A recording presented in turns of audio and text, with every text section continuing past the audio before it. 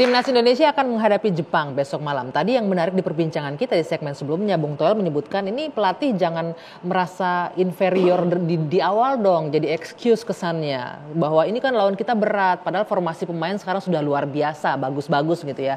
Terus tadi Bung Ibnu menanyakan, menurut Bung Toel yang paling realistis sekarang dengan formasi ini gimana menghadapi Jepang? Oke, kita jawab. Piala Asia, Januari, kita kalah 1-3 dari Jepang. Tapi waktu itu nggak ada yang namanya Martin Paes, Jay-Zes, Tom Hai, Ragnar nggak ada, Kevin Dick nggak ada.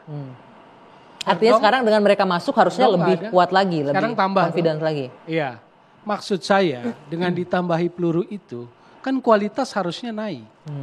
Kualitas cara bermain, not only hasil. Saya tahu sepak bola, saya tahu bagaimana Jepang bermain. Jadi kalau dalam posisi federasi minimal 1 poin artinya draw. Kita bicara realistis. Kalau kita bicara strategi karena kita kan targetnya ketua umum di media kan bilang lolos Piala Dunia toh. Ya. Entah itu mungkin nanti lewat ronde 4 dan sebagainya. Artinya kalau hitung-hitungan poin dalam 2 pertandingan besok lawan Jepang dan Arab nanti Selasa 4 poin menurut saya. Skenario poin yang harus ditarget. 4 poin itu berarti kalau kita tebak-tebak 1 lawan Jepang, 3 poin lawan Arab. Kan begitu. Kan 1 lawan Jepang, oke. Tapi Bang, nggak bisa hitungnya begitu. Kenapa? Karena kalau kita lihat grup ini, saat ini, grup ini sangat sulit. Sulitnya kenapa, Bung? Kenapa? Kemarin lawan Australia, Australia kita main seri kan. Australia sama Jepang main berapa? Seri. Ya, so ada kemungkinan bisa ada seri. Baik kan Indonesia bisa menang, tapi nggak bisa. Kita mau pasang target pun kita harus realistik. I know. Ya, but tidak tutup kemungkinan kita bahas mau menang. Tapi ini lawan Jepang. Dan kita bilang tambah pemain, ya pemainnya bagus, tapi main di mana? Main di mana? Mereka main liga tetap di bawah sama tim Jepang. So kita harus realistik. Mungkin kalau kita mau bahas untuk keseluruhannya, mungkin Indonesia ya tetap mikir kita underdog. Kalau kita udah mikir dengan tambah pemain, otomatis kita udah jadi hebat. Itu nggak bisa. Kenapa nggak bisa? Ini kan ada nama-nama kayak seperti Kevin. Butuh waktu. Ini terlalu singkat menurut Anda untuk membangun chemistry antar tim itu. Tim ini umurnya 3 bulan. Timnas Jepang itu udah main bersama berapa tahun. Dan kalau aku lihat setiap timnas main, ada tambah 1 pemain, ada 2 pemain yang baru yang masuk. Dan itu making chemistry-nya hilang. Sepenting apa chemistry antar pemain itu dibangun untuk sebuah tim? Misalkan, kalau aku main sama contoh Ibnu tiap hari, aku tahu gerakannya seperti apa, dia minta bola kayak gimana. Kevin yang terakhir datang ini, dia baru latihan mungkin 2-3 kali. Itu nggak cukup untuk ngebangun besok langsung chemistry. Diturunkan, pasti ada masalah di komunikasi. Bagaimana mau nggak mau, walaupun dia pemain baik. Dan kalau lihat semua gol yang kita kemasukan kemarin, itu defensive error. Bukan karena pemainnya jelek, tapi mereka butuh waktu. Jadi kita mau bilang kita mau menang, ya. Karena itu udah di depan mata, tapi kita juga harus realistis. Tapi realistis tetap ya. Kita lawan Jepang. Jadi saya juga mau nambahin dengan Greg, saya sepakat sebenarnya. Kalau tadi Bung Toel bilangnya itu target realistis adalah 1 dari Jepang, 3 dari Arab.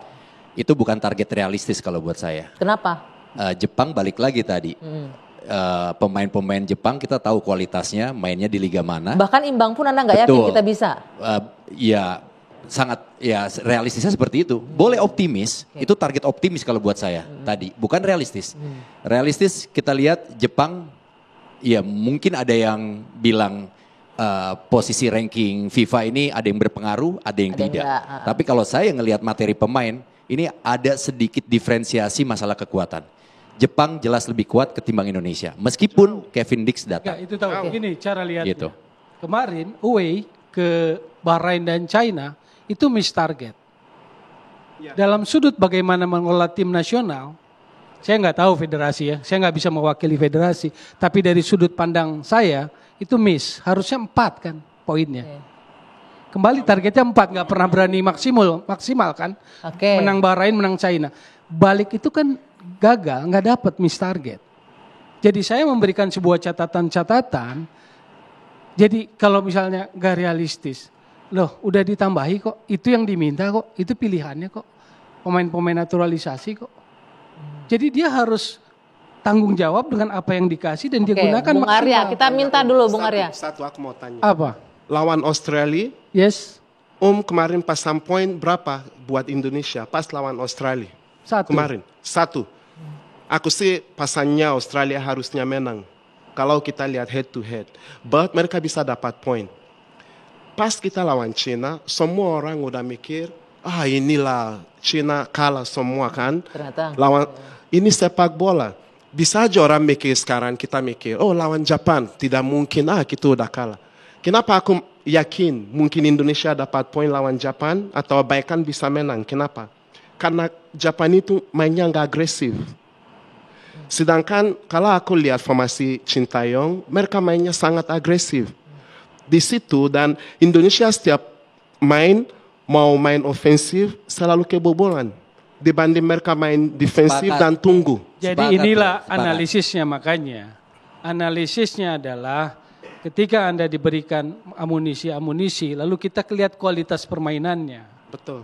Kualitas permainannya, let's say dari November 2023, lawan Irak kalah, kualifikasi Piala Dunia 1-5, Filipina 1-1, baru di Maret menang Vietnam 1, ditambahin Tom Hai, Ragnar, Izes menang 3-0 Vietnam, sama Irak kalah lagi 2-0. Kan yang saya mau tagih adalah karena dia sudah klaim level Asia. Saya mau tagih ucapan pelatih itu. Oke. Saya mau tagih level Asia itu. Federasi kalau harusnya Anda ngomong. sudah klaim itu dan federasi begitu support, Mumpung bahkan ada stakeholder Bang Arya negara Expo. ini support, buktikan gitu loh. Mewakili Tapi Bang tanya Arya. aku, perlu waktu enggak? Oke, sebentar sebelum Kita misalnya orang Bung Greg, sepak saya mau bola tanya Bung ngomong Arya. enak, clear gitu loh.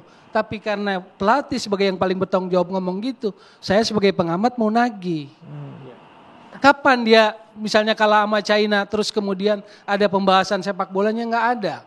Progressive passing lawan China 6, China 24. Sentuhan di box penalti lawan di area penaltinya China, Indonesia 5. China sentuhan di penalti areanya Indonesia 12. Pertanyaannya dengan segitu banyak naturalisasi yang dikasih, apa yang dia kerjakan untuk lini depan, untuk kreativitas lini depan? Sentuhan di box area penalti lawan 5. Itu yang saya baca di statistik. Artinya harus jawab di-push siapa? Kan target technical area. yang lebih lagi menurut Anda dengan itu yang pemain. menurut saya kemarin Oke. evaluasi ketum jangan cuma soal harus target lolos Piala Dunia, Bung Arya, tapi juga boleh kualitas direspon bermain, sedikit. Ini harusnya taktikal. targetnya harus di-push lagi nih. Pemainnya udah bagus-bagus tapi kalau nggak ditarget jadi semangatnya kurang gitu loh Bang Arya. Gimana? Ya jujur kita kemarin memang target waktu ke Bahrain seri memang 1 poin. Waktu lawan Cina kita memang 3. Karena kita kemarin hitungan kita harus 15 nih angka kita. Sejak awal tuh ketum udah bilang kita harus punya kita 15. Dengan kemarin 3 kita kemarin tuh 2 poin tambah 4 6 nih. Hitungan-hitungan ya. Nanti lawan Jepang kalah misalnya. Kan 6-0 kosong. Arab Saudi 1 7. Masuk lagi Cina ke sini kita menang 3 10. Masuk lagi Bahrain 3 13. Baru kita lawan Australia. Harap 1. Lawan Jepang kalah lagi 15. Gitu hitungan-hitungan kasar-kasar lah gitu ya. Pada saat ini enggak, waktu ini artinya target kita. Karena apa? Kalau kita mau kan hitungan kita yang lain juga saling hantam-hantaman nih. Kalau kita mau masuk ke round 4, kemarin hitung kita 15 gitu. Round 4 nih, bukan round 3 loh. Bukan round 3 lolos, round 4. Nah makanya kemarin kita targetkan 1 Bahrain. Walaupun ada kesempatan kita bisa menang. Terlepas daripada wasit kita seperti itu. Tapi kebobolan di akhir itu kesalahan. Kita harus jujur itu. Kok bisa kita jadi jadi inilah panik gitu. Di akhir banget itu kan. Di akhir banget. Enggak, itu bahasanya evaluasinya ada nggak dengan kondisi-kondisi seperti itu? Pasti ada evaluasi. Kan kemarin kita secara teknikal juga dievaluasi gitu ya. Dan Kemudian juga dari Pak Ketum juga evaluasi. Kan ketemu dengan Sintayong kan jelas itu Pak Ketum bilang apa. Dan di samping target kan dari beritahu juga bahwa ini angka kita masih ada lagi nih tambahan. Kita harap 12 lagi nih. Dapat 12 lagi. 12 lagi dari mana hitungan 12-nya? Kan mau gak mau ya lawan Jepang berharap-harap nih. 1 gitu. Lawan Arab Saudi 3, tambah Cina Bahrain 3, 9 nih. Ya kan? Ini kan harapan nih 13 tambah nanti 0-0 nih. Kita 13. Harapan itu bisa tercapai nggak menurut Bapak-Bapak? Itu yang kalau kita mau tetap optimis gitu. Kita artinya kita nggak boleh terlalu tinggi juga ini kita. Kan kita berharap semua kita bisa lolos nih. Oke. Iya kan? Optimis tapi harus realistis kan realistis Bang? Ya, gini, nggak mungkin dong kita nggak pingin masuk ke Piala Dunia. Kalau gitu kami nggak perlu juga effort kami besar seperti ini gitu. Nah karena effort kita besar seperti ini, maka hitung-hitungannya seperti tadi harusnya. Oke, tahan dulu walaupun Bang Arya. Ini berat banget, tapi harus ada yang seperti itu. Kalau enggak, Bang Arya, boleh tahan dulu nggak? Saya potong. Dalam film itu ada namanya teknik plot twist. Kita nggak pernah tahu pertandingan besok, siapa tahu ada plot twist. Oke, tapi pertanyaannya apakah tadi optimis itu realistis atau enggak? Dapat poin 3, ya gini. Kita nggak pernah tahu. Enggak, gini. Plot twist kan itu bisa, tapi kan kita kalau kita mau lolos round 4, artinya kita harus di posisi 3 atau 4, maka mau nggak mau. Ini yang kita kerjakan. Kalau dapat plot twist ya syukur alhamdulillah. Tapi kita ada target minimal harus kita kerjakan. Jangan kita terlalu tinggi harapan, ternyata seperti nggak mau juga. Tapi kalau kita mau lolos, harus ini yang terjadi. Oke, target minimal ini akan tercapai atau tidak nanti kita akan bahas lebih dalam usai jeda saat lagi di Dua Sisi.